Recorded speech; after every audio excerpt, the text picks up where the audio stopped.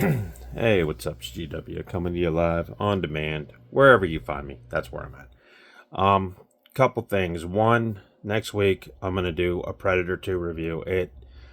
As I was looking back through my gallery, I just realized that I have never done any of the Predator movies, and I'm like, how did that, escape me? Plus, I had a request from a very special dude, and I told him I'd get on it. That being said, so it is officially October, and this is the time of year you guys know, if you guys watched my videos last year, that we're going to get into some scary movies. And I try to highlight different ones, each month, or each October, rather. Sorry. So I got up early this morning and I turned on Stars, and on Stars they have The Strangers Chapter 1. And I had missed this in the theater, and quite frankly, I've been so busy with life that I actually forgot that they did remake this movie, or added another one to it, however you want to view it. So I just got done watching it, and I don't know the name of the cast members, but it was directed by Renny Harlin. And if you guys know Renny Harlin, he did Die Hard 2, and he also did one of my favorite action movies of all time, The Adventures of Ford Fairlane, with my man Andrew Dice Clay and Wayne Newton. It was a pretty cool movie. Ed O'Neill was in that movie. Very cool. But let's talk about it. If you've watched The First Strangers, then you know it was about a couple that was terrorized by killers in masks, and it was very creepy, and these killers kind of showed up out of nowhere, and there was no motive. There was no motive to why they were doing it, except for the very chilling line at the end where the couple who are bound and, tied up in chairs, the female goes, "Well, why are you doing this?" And one of the characters says, "Because you were home." That line in the original Strangers movie was probably one of the most chilling lines in cinema history, because it really showed you that these killers didn't really care, and they were doing it just because. So that line, like I said, reverberated through horror, and it made it a very, very frightening flick. The second one took place at a trailer park. But the first movie, I'm going to go back to the first one, which was released in 2007.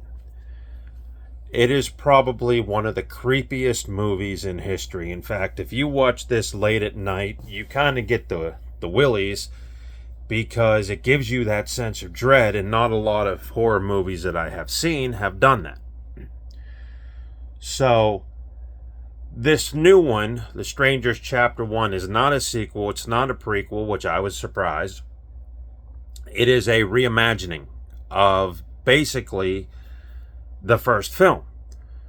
And it kind of slept under the radar for me, because you didn't hear much about it. It came out, it got released to little or, middle of the road reviews, because it's just a rehash of the same story we got in the first one.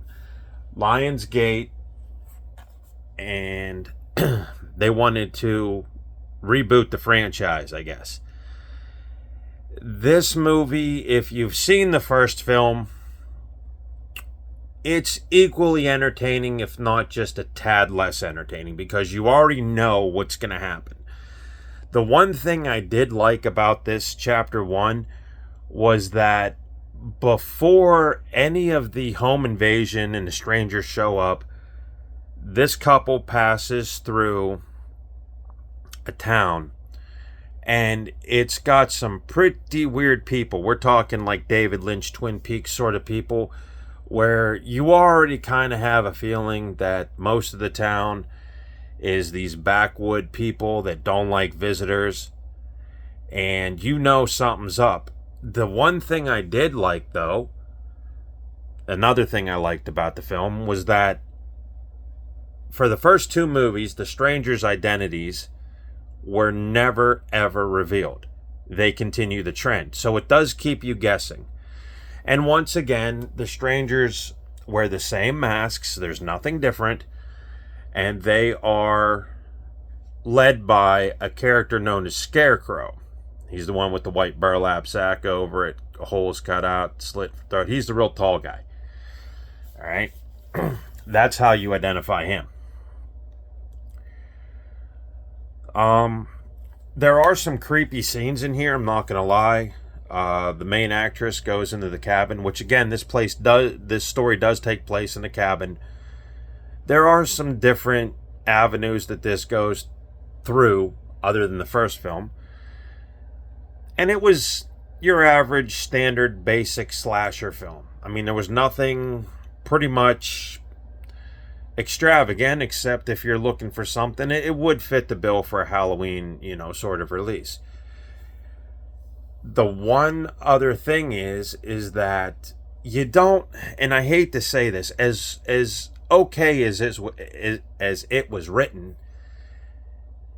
you don't really care if the couple lives or dies. Yes, you want to see them survive, but it's, after a while, you don't care. And just like the first one, the couple is dealing with a sort of dilemma. They are pretty close. The boyfriend is a little skeptical about marrying the girl. The girl, from all intents and purposes, wants to go to school, I believe, to finish school. So it's a little bit of a moral dilemma between the two. And, I mean, it's pretty good. And if you haven't seen the first one, then this is a good starting point. One of the things I didn't like about the film is the ending. Hopefully they do make a sequel, because it ends and it says to be continued, which tells me Renny Harlin, Lionsgate Pictures, is probably going to revamp this and put out a trilogy. I think 3 movies would do it. As far as gore, there's a little bit of gore toward the end. Nothing out of the ordinary. It's more sort of intense cat and mouse type stuff. There are some neat little set pieces in this. Most notably toward the end of the film, whenever the boyfriend grabs a shotgun and thinks he's killed one of them, there is a unique sequence that sets up where they do try to get away. There is a little glimmer of hope, and it's smashed, literally. And then it turns into the final act of the film, which then leads you right into the final act of the first film. The line has changed. In the first film, like I said, at the end of the film, Liv Tyler asks, "Why are you doing this?" And the strangers quickly reply, "Because you were home." That line has now changed, where the main female character, the final girl, if you will, and like I said, pardon me, I don't know the names. I just got done watching it about 10 minutes ago. The final girl says, "Why are you doing this?" And the strangers reply, "Because you were here." So it tells me that these killers take advantage of the wrong place at the wrong time, or take advantage of the fact that you are in a place you shouldn't be. So, but yeah, it was a fun movie. It was an average slasher, nothing more, nothing less. It did keep my attention. There was some scenes that I just went, whoa. There's a scene where they're eating a burger in the dining room of this cabin, and you see, and Renny Harlin sets this shot up so good, and it's one of the basic shots, but it works, where you see ketchup dripping all over the plate and then the French fry pack, right? But another red liquid starts dripping, and it's just enough to give you that sense of, okay, everything's okay, and then bam, can change in a blink of an eye into something morbid. I know not a lot of people have seen the Guinea Pig series, but there is a scene that very much is reminiscent of that scene in The Strangers Chapter 1. In Mermaid in a Manhole, a Japanese couple are drinking coffee, I believe, in the morning, and blood is dripping from their ceiling, which is the floor of the apartment above them. And it just fits so perfectly. It's like a shot-for-shot recreation. And if that was the inspiration, then that's really cool. But again, Renny Harlin is one of the best directors, and it turns out, as a thriller with some horror elements gathered. I wouldn't necessarily call The Strangers Chapter 1 a horror film. I would call it a very intense, terror-filled home invasion film, much like Hate Crime.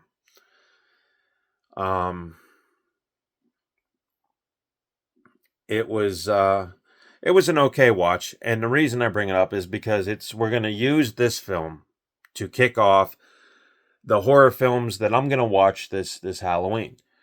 And there's a lot of them. There's a lot of them coming out. There's a lot of them coming right to Peacock, right to, Paramount Plus, all that stuff. But had I missed this one in the theater, I figured I'd give it a go. And it was good. It wasn't great. It wasn't near the terror of the first film. It lacked the, I guess, excitement of the second film.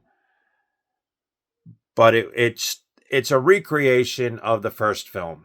And like I said, you really don't need to watch it if you watch the first film. However, if you got stars and you're just looking for, starting your slasher horror films early, it's a good starting point to go on.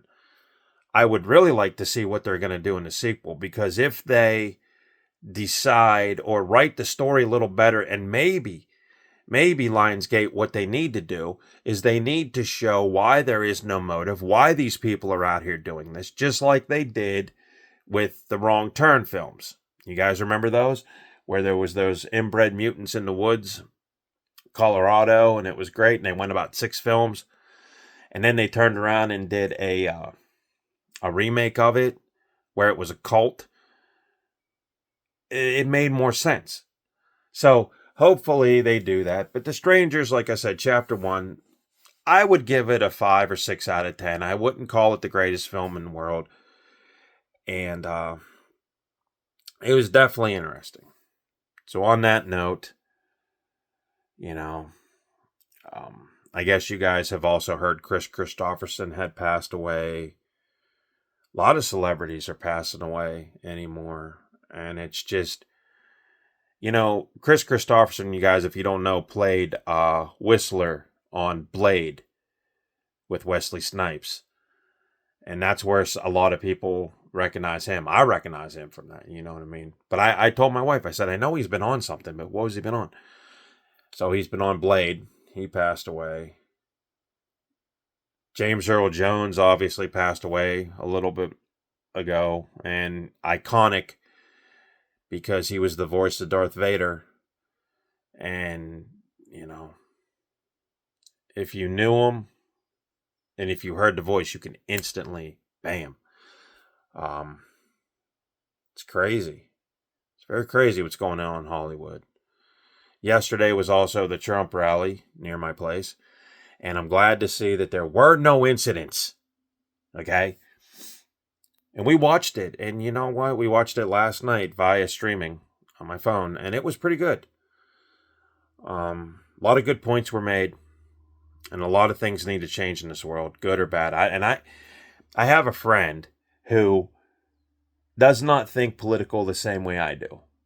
And she come up to me about a week ago and she says, why are people always making fun of me because I vote for somebody that I wouldn't? And I said, it doesn't matter what they tell you, right? It don't matter what they tell you. It just matters that you vote. I don't care who you vote for. I really don't. But go ahead and vote. You know what I mean? Because you got to listen to the person that makes sense to you. Bottom line. So that's as deep into politics as I'm going to get because I don't like talking about it. I really, I just don't get into it. I don't care to get into it because it starts upsetting a lot of people. That's my 2-minute rant on politics. But I just wanted to tell you, basically in a nutshell, Trump rally was awesome. We listened to it, made some good points, and we're going to see where this country goes. So, other than that,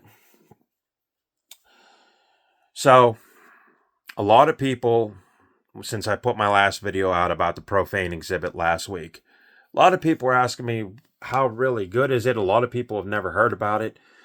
And honestly, if you're, like I said, if you're a fan of extreme horror and dark subject matter, I think this movie is great. I really do. It's one of the best films on Earth Pictures has ever done. It's probably one of the most expensive pictures on Earth has ever done. And I think that there's a story in there that everybody will enjoy if you're into horror and, you're not squeamish or you have a tolerance. So that's one thing. What else was I going to talk about? I was going to say one more thing. What was it? Oh, also on Peacock. Or Stars. No, it was Peacock.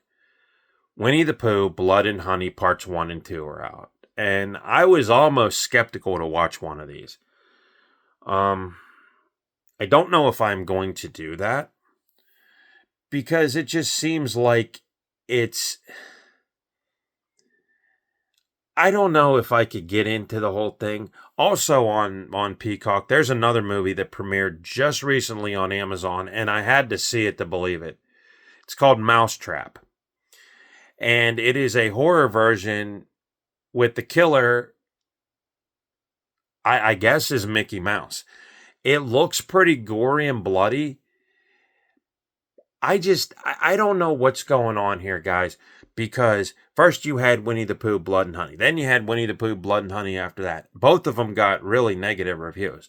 Then we're going to have a Mickey Mouse horror film, okay?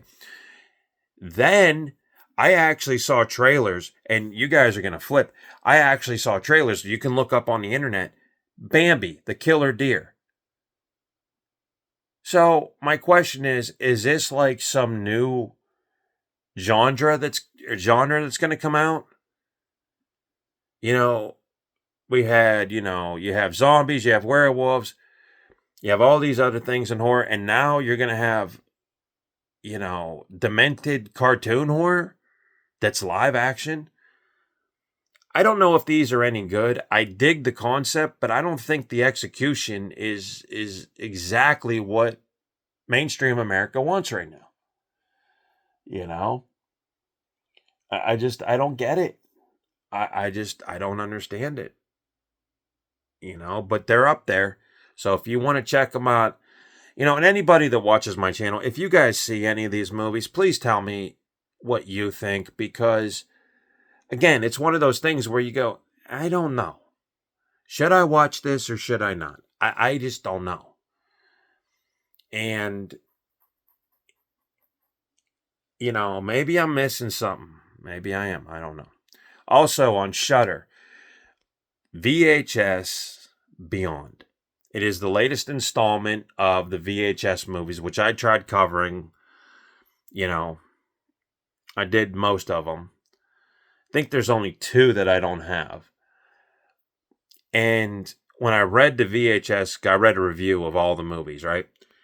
And they said that basically VHS Beyond is a very, very fun ride, even though that a lot of the ideas and a lot of the concepts have been used already. So I'm on the fence, check out. So maybe next week I'll give that one a whirl. VHS movies are fun, okay? But as I stated before, whenever I did the reviews for the actual VHS movies, that, Magnet had the rights to them. Bloody Disgusting bought them off Magnet, and now they're premiering directly on Shudder. And my thing was that if you haven't seen VHS, basically what it is, it's a collection of found footage horror films, very short, compiled into like VHS 1. Maybe there's like 6 stories. VHS 2 does the same formula, 3, same formula, 4. You guys get it. Found footage, Blair Witch style, short first person horror stories dealing with all kinds of stuff. And my thing was that all the stories in the whole anthology are pretty cool. I don't have a problem. There's that one or two that may falter a little bit, but most of them are pretty good. But my idea is if Shudder and Bloody Disgusting would actually do a wraparound story, maybe in the next installment, about where these tapes come from. Because all you know is they showed up in a warehouse, police raided the warehouse, they find these things. So my question is, do a wraparound story, my statement rather, do a wraparound story. All right, and somehow make it work to where you find where these tapes are coming from. And that would pretty much secure that anthology, but I always did like them.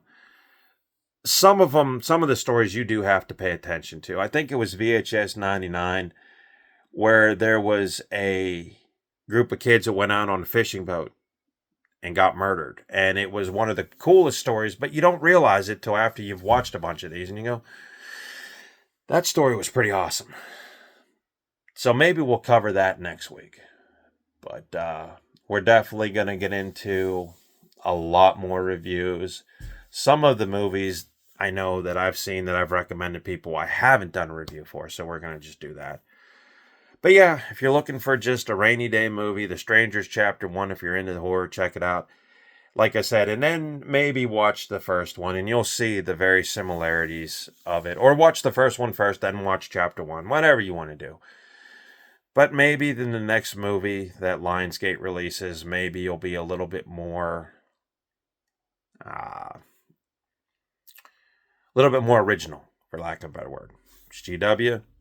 Hope you guys have a great Sunday.